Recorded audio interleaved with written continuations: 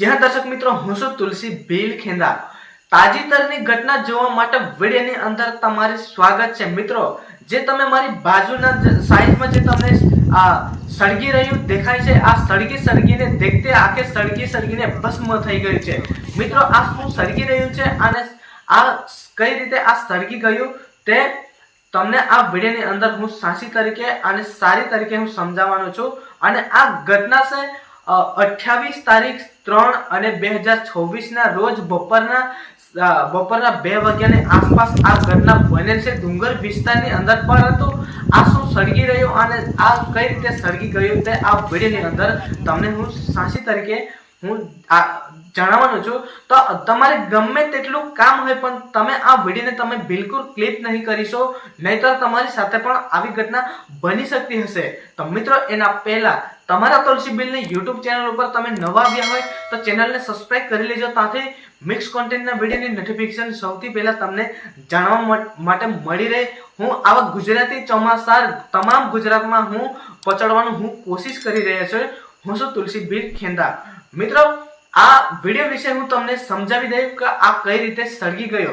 મિત્રો આ છે ડુંગર વિસ્તારની ઘટના છે, પરંતુ આ કઈ રીતે આગ લાગી અને કઈ રીતે સળગી ગયો તે તમને હું જણાવી દઉં। મિત્રો જે અમારા ડુંગર વિસ્તારના લોકો હશે, એટલે કે હું પણ ડુંગર વિસ્તારનો છે અને અમારા ડુંગર વિસ્તારના લોકો હશે એમને જ ખબર પડી શકતી હશે કે આ શું સળગી રહ્યું છે અને કઈ રીતે આ સળગી ગયું, અને તે એમને ખબર હોય છે।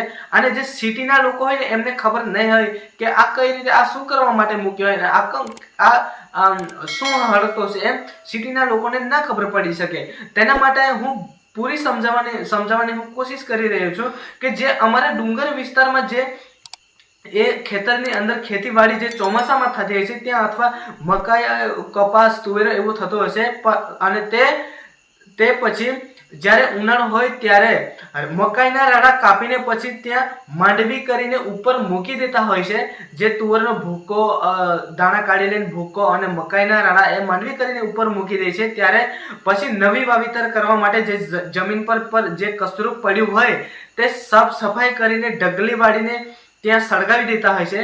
એટલે તેવી જ રીતે આ ઘટના બની છે કે જે મકાઈના રાણા માંડવી કરીને ઉપર મૂક્યા હતા અને ત્યાં નજીકમાં જે જમીન ઉપર જે સફાઈ કરી તે ઢગલી વાળીને ત્યાં સળગાવી દીધી। ત્યારે પવન એમનો હતો ત્યારે આ આગનો ભડકો આવડક જે માંડવીમાં જઈને પડ્યો, ત્યારે આ તુવરનો ભોકો અને મકાઈના રાણા જે ગાયનો ખાવાનું મૂક્યું હતું તે સળગીને દેખતે આખે ભસ્મ થઈ ગયું। હવે આને શું હાલત આવી કહેવાય છે, કેમ કે હવે આમને ગાયને શું ખવડાવશે।